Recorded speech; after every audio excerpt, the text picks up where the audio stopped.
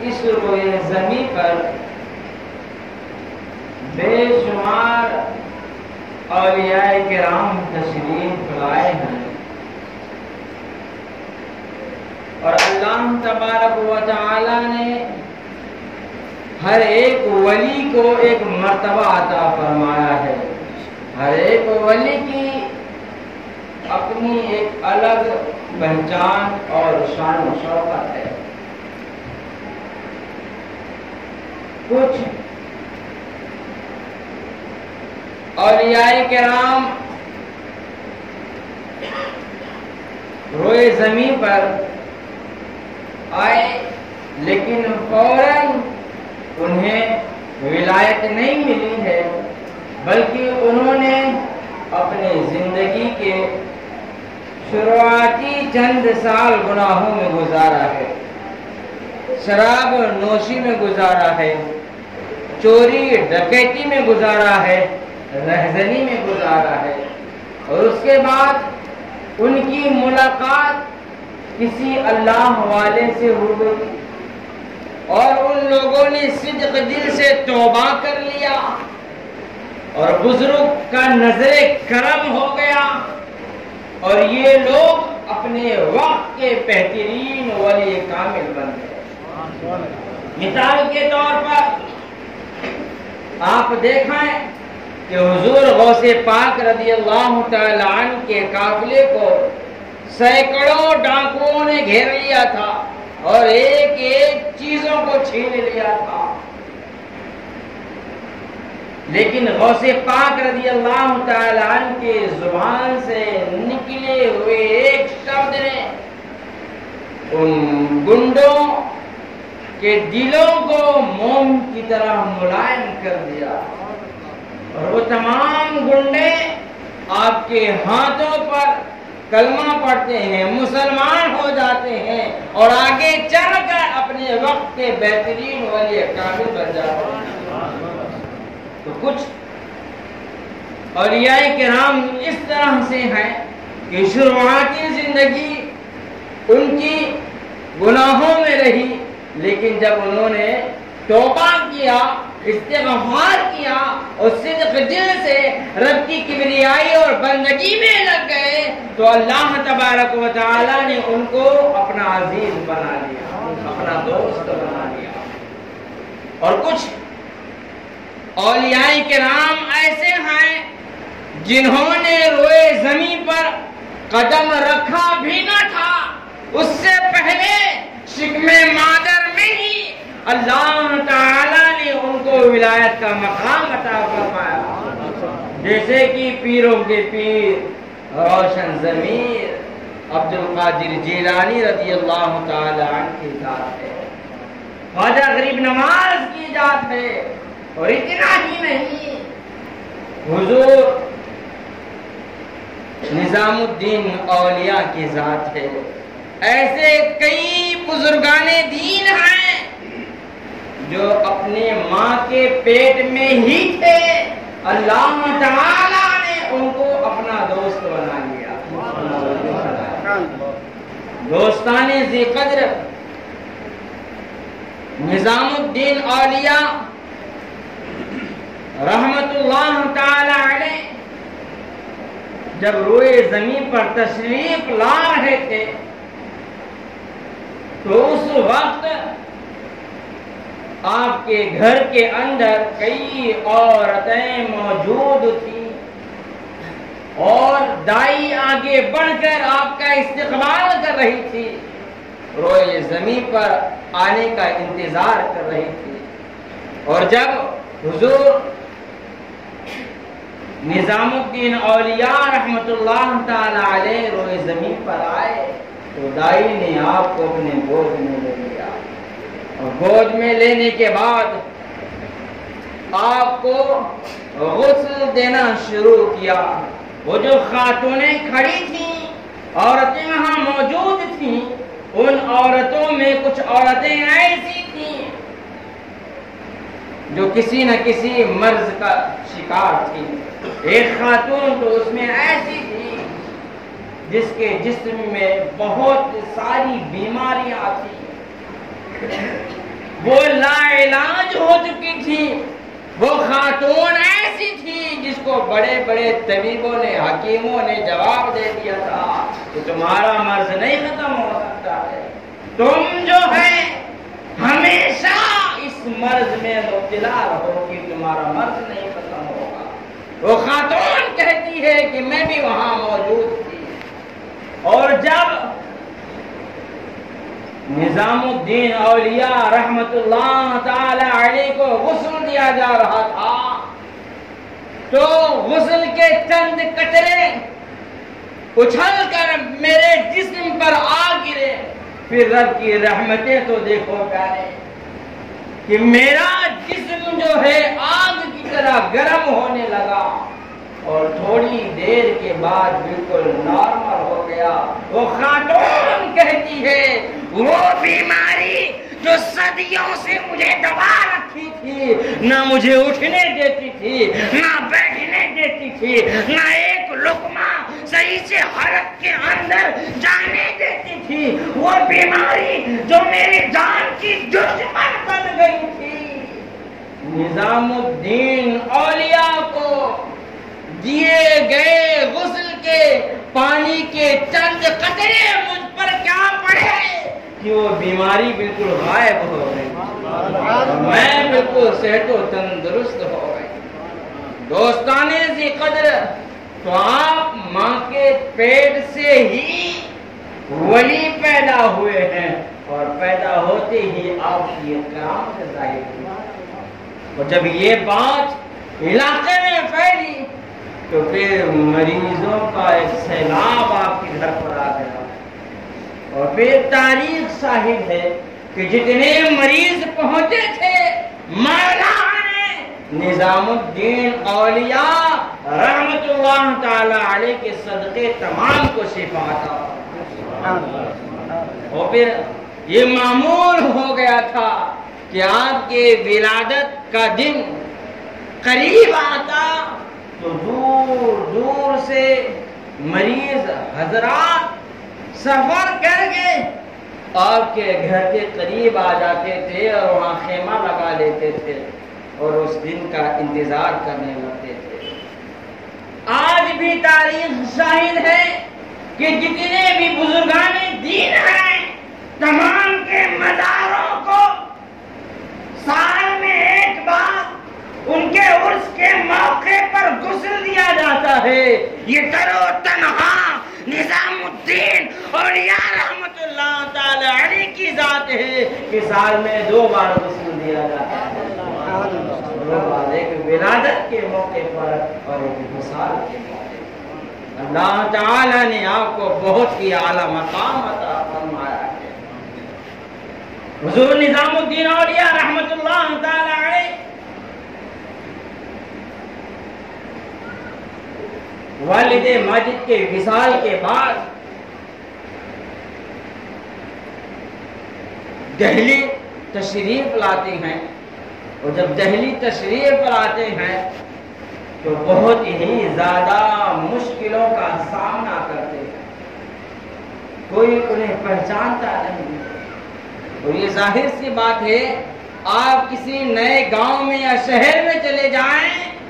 اور بغیر پہچان کے جا رہے ہیں تو آپ کو پہچان بنانے میں مہینہ 2 مہینہ نکل جاتا ہے، تو ٹھوکریں کھانی پڑتی ہیں۔ حضور غوث پاک رضی اللہ تعالی عنہ فرماتے ہیں کہ جب میں شہر بغداد گیا تھا کئی مہینے میں گھومتا رہا، مجھے کوئی پہچانتا ہی نہیں تھا، کوئی پہچانتا ہی نہیں تھا، میں نے بڑی محنتیں اور مشقتیں کی۔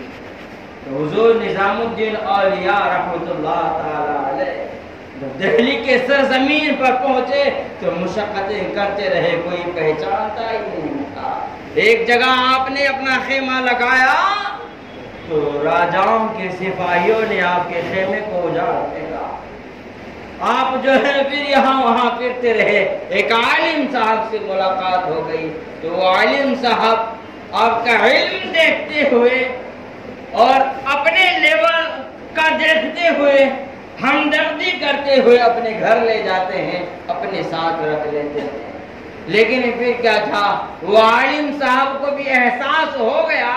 کہ جس کو میرا ہوں علم کے معاملے میں وہ مجھ سے کہیں زیادہ بلند اور اعلیٰ ہے. جس کو میں لایا ہوں نظام الدین اولیاء رحمت اللہ تعالی علیہ کو، اس کے علم کے مقابلے میں ایک مٹھی بھی نہیں ہوں. تو وہ عالم صاحب کو حسد پیدا ہو گئی، انہوں نے بھی اپنے گھر سے نکال دیا. نظام الدین اولیاء رحمت اللہ تعالی علیہ دہلی کی سرزمین پر گھومتے رہے اور پھر جامع مسجد پہنچتے ہیں. اس وقت اس مسجد میں بابا فرید الدین شکر گنج رحمت اللہ تعالی علیہ کے بھائی امامت کر رہے ہوتے ہیں، اور آپ جب وہاں پہنچتے ہیں تو ان سے ملاقات ہوتی ہے، تھوڑی بہت پہچان ہوتی ہے، اٹھنا بیٹھنا ہوتا ہے. کچھ وقت گزرتا ہے تو بابا فرید الدین شکر گنج رحمت اللہ تعالی علیہ کے بھائی نے اچھی طرح سے آپ کے علم کو پہچان لیا، آپ کی ذات کو پہچان لیا، آپ کے مقام رتبے کو پہچان لیا. تو انہوں نے حسد نہیں کیا بلکہ سینے میں سب سے عزیز کر لیا، سب سے قریب کر لیا اور ان کو اپنے پاس رکھ لیا. دوستان ذی قدر وقت گزرتا گیا. حضرت خواجہ نظام الدین اولیاء رحمت اللہ تعالی علیہ فرماتے ہیں کہ اے بابا فرید الدین شکر گنج رحمت اللہ تعالی علیہ کے بھائی، میرے لیے دعا کر دیجئے کہ میں جو ہے قاضی بن جاؤں اور لوگوں کا فیصلہ کروں، کیونکہ میرے والد ماجد بھی قاضی تھے اور لوگوں کا فیصلہ کرتے تھے،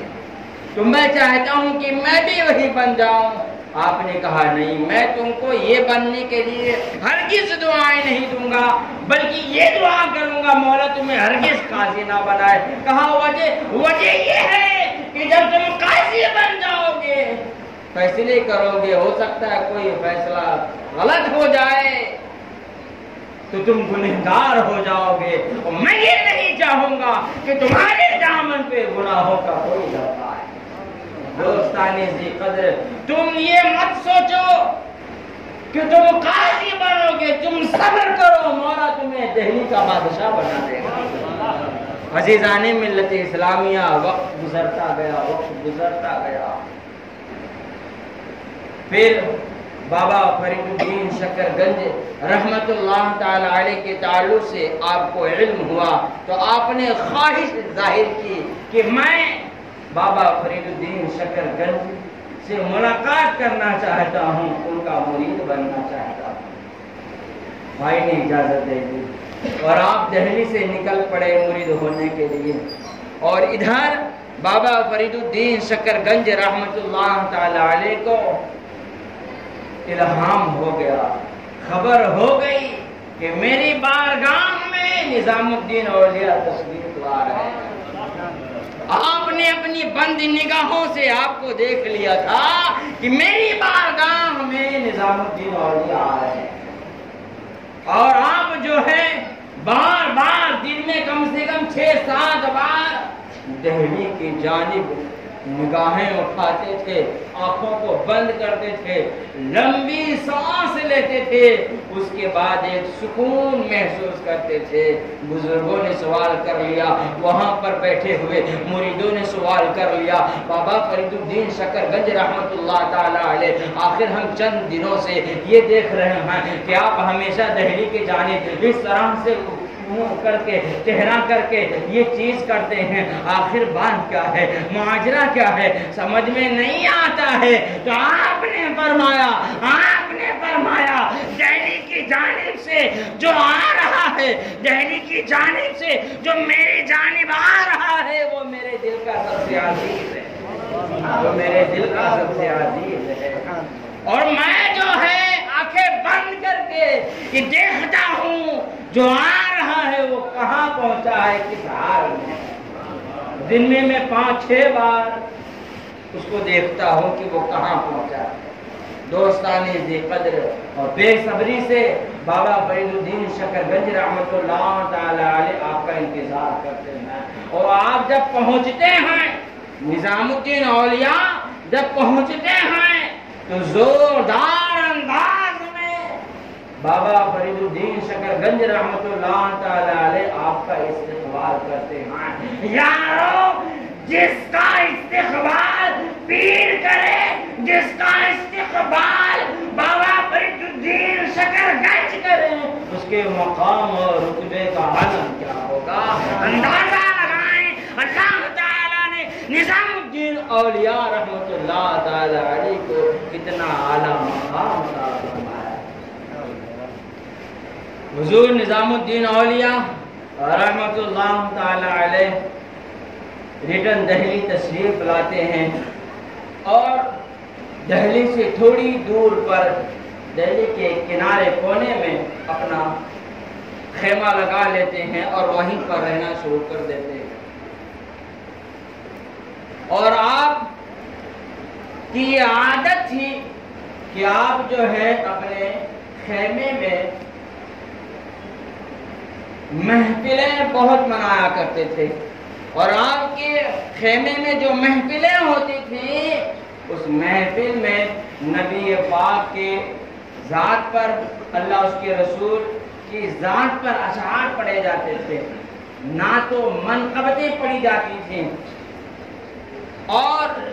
جب یہ چیز ہوتا تھا تو حضور نظام الدین اولیاء رحمت اللہ تعالی علیہ بالکل وجد میں آ جایا کرتے تھے، وجد میں آ جایا کرتے تھے۔ تو کچھ لوگوں میں ایک غلط میسج پہنچایا کہ وہ تو جو ہے محفلیں سما کرتے ہیں، وہ جو ہے محفلیں سما کرتے ہیں، وہ کوئی اچھی محفل نہیں ہے۔ اس طرح سے لوگ برائیاں پھیلانے لگے، اور حاسدین جو ہے بادشاہ کے کانوں کو اتنا بھر دیے تھے کہ بادشاہ مجبور ہو کر نظام الدین اولیاء رحمت اللہ تعالی علیہ کو شہید کرنے کے لیے تیار ہو گیا۔ حاسدین آپ کو بے حد تکلیفیں دیتے تھے، پریشان کرتے تھے۔ اس سبب سے نظام الدین اولیاء رحمت اللہ تعالی علیہ نے ایک بار پلان بنا لیا کہ میں اب دہلی میں نہیں رہوں گا، دہلی چھوڑ کر چلے جاؤں گا۔ جب دل میں یہ سوچ رہے تھے کہ آپ کی نگاہوں کے سامنے سے ایک بزرگ کا گزر ہوا، اور وہ کہنے لگے، اے نظام الدین اولیاء، اگر تم چاند بنے ہو، اگر تم چاند بنے ہو تو پھر یہ بھی سن لو، تمہارے جانب ہزاروں انگلیاں اٹھیں گی، ان انگلیوں کو بھی برداشت کرنے کی طاقتیں رکھو۔ چاند کا یہ مزاج نہیں ہوتا ہے کہ اس کی جانب اگر انگلیاں اٹھیں تو چاند جو ہے وہ پھیر لے، نہیں، بلکہ چاند جو ہے انگلیاں اٹھانے والوں کو عید عطا کرتا ہے، خوشیاں عطا کرتا ہے، نئے کپڑے عطا کرتا ہے۔ اے نظام الدین اولیاء، اللہ نے تمہیں چاند بنایا ہے اور تم چاند بن گئے ہو، تو مطلب یہ نہیں کہ دہلی چھوڑ کر چلے جاؤ، نہیں نہیں، بلکہ یہی رہو، اور جتنے تمہاری طرف انگلیاں اٹھائیں یا تمہاری طرف بڑھائیں ان کو تم خوشیاں عطا کرو اور ان کے دلوں کو پھیر دو، مصطفیٰ کریم کا دیوانہ بنا۔ عزیزان ملت اسلامیہ، حضور خواجہ نظام الدین اولیاء رحمت اللہ تعالی علیہ نے اب دل میں ارادہ کر لیا کہ اب مجھے دہلی میں ہی رہنا ہے، اور آپ دہلی میں ہی رہتے تھے۔ اور ادھر بادشاہ نے پلان کر لیا تھا کہ آپ کو شہید کرنا ہے۔ تو بادشاہ کے بازو میں ہی ایک بزرگ رہتے تھے جن کا نام نقم الدین رحمت اللہ تعالی علیہ بتایا جاتا ہے۔ انہوں نے جب یہ خبر سنی تو ان سے رہا نہیں گیا، اور وہ سوچنے لگے کیوں نہ میں چل کر نظام الدین اولیاء سے کچھ باتیں کر لوں اور کچھ دنوں کے لیے یہ محفل رکوا دوں، یہ محفل بند کرا دوں، تاکہ بادشاہ جب وہاں پہنچے تو اس کو یہ چیز نظر نہ آئے اور آپ کو قتل کرنے سے وہ پھر جائے۔ دوستانے ذی قدر، حضرت نقم الدین رحمت اللہ تعالی علیہ نظام الدین اولیاء رحمت اللہ تعالی علیہ کے گھر کے جانب نکل پڑے۔ ادھر نظام الدین اولیاء رحمت اللہ تعالی علیہ نے اپنی بند نگاہوں سے دیکھ لیا، اپنی بند نگاہوں سے دیکھ لیا کہ نقم الدین رحمت اللہ تعالی علیہ میری اصلاح کے لیے میرے خاطر اپنے گھر سے نکل پڑے ہیں اور مجھ سے ملاقات کرنے کے لیے، مجھے کچھ بتانے کے لیے آ رہے ہیں۔ تو آپ نے کہا اے مریدو اب ہوشیار ہو جاؤ، تیار ہو جاؤ، گھر کے ہم محفل میلاد رات میں مناتے ہیں، لیکن آج جو ہم اسی وقت منائیں گے اور محفل میلاد منعقد کی جائے، دوستان ذی قدر خیمے میں محفل میلاد منعقد کر دی گئی اور پہلے جیسا ہوتا تھا اس سے کہیں زیادہ بڑھ چڑھ کر شروع کر دیا گیا۔ جو شعراء حضرات تھے وہ اشعار پڑھنا شروع کر دیے، نعتیں پڑھنا شروع کر دیے، اور جب اشعار پڑھنا شروع کیے، نعت مصطفیٰ گنگنانا شروع کیے، تو عاشقوں کا مزاج یہ ہوتا ہے کہ نعت نبی سن کر جھوم جاتے ہیں، نعت نبی سن کر جھوم جاتے ہیں۔ حضرت نظام الدین اولیاء رحمت اللہ تعالی علیہ وجد میں آ گئے اور آپ جھومنے لگے۔ اتنے میں نقم الدین رحمت اللہ تعالی علیہ بھی تشریف لے آتے ہیں۔ حضرت نقم الدین نے دیکھا، کیا دیکھا؟ محفل چل رہی ہے اور لوگ جو ہے وجد میں ہیں، حضرت نظام الدین وجد میں بھی ہیں۔ حضرت نقم الدین آگے بڑھتے ہیں اور آگے بڑھنے کے بعد نظام الدین اولیاء کے ہاتھ کو پکڑنا چاہتے ہیں، لیکن ہاتھ جو ہے ان کے ہاتھ میں نہیں آتا ہے، آستین آتی ہے، پھر آستین چھوٹ جاتی ہے، پھر کیا ہوتا ہے؟ دوبارہ کوشش کرتے ہیں اور جو ہے آپ کو پکڑنے کی کوشش کرتے ہیں، پکڑ نہیں پاتے ہیں۔ آپ کا جبہ مبارک جو ہے حضرت نقم الدین کے ہاتھوں میں آتا ہے، حضرت نقم الدین جو ہے پکڑنا چاہتے ہیں مضبوطی سے جبے کو اور بیٹھانا چاہتے ہیں، لیکن پھر جبہ بھی چھوٹ جاتا ہے۔ حضرت نقم الدین دوبارہ کوشش کرتے ہیں کہ اب میں ان کو بٹھا دوں، لیکن اب ہاتھوں میں کچھ نہیں آتا ہے۔ جب ہاتھوں میں کچھ نہیں آیا تو پھر حضرت نقم الدین نے مسلح بچھا کر وہیں پر نماز پڑھنا شروع کر دیا اور پھر وہ نماز پڑھتے رہے۔ ادھر محفل چلتی رہی، محفل ختم ہوئی، ان کی نماز بھی ختم ہوئی۔ لوگوں نے سوال کر لیا، اے نقم الدین ذرا بتاؤ تو صحیح کہ تم نے جو ہے ایک بار روکنے کی کوشش کی، ہاتھ میں آستین آیا، دوسری بار روکنے کی کوشش کی، ہاتھ میں جبہ آیا، تیسری بار روکنے کی کوشش کی، ہاتھ میں کچھ نہیں آیا، پھر تم نے دوبارہ کیوں نہیں کوشش کی؟ تم نماز کیوں پڑھنے لگے؟ نقم الدین فرماتے ہیں، اے لوگوں سن لو، جب میں نے ان کا ہاتھ پکڑنا چاہا تو میرے ہاتھوں میں ان کا ہاتھ نہیں آیا بلکہ آستین آیا۔ وہ جانتے ہو کیوں آیا؟ کیونکہ وہ زمین پر نہیں تھے، وہ ساتویں آسمان پر تھے، اس لیے میرے ہاتھ میں ان کا آستین آیا۔ اور جب میں دوسری بار کوشش کیا تو وہ جو ہے ساتویں آسمان سے کہیں آگے عرش اعظم پہ جا چکے تھے، اس لیے میرے ہاتھ میں ان کا صرف جبہ آیا۔ اور جب میں تیسری بار کوشش کیا تو اتنا آگے جا چکے تھے کہ میرے ہاتھ میں کچھ آیا ہی نہیں،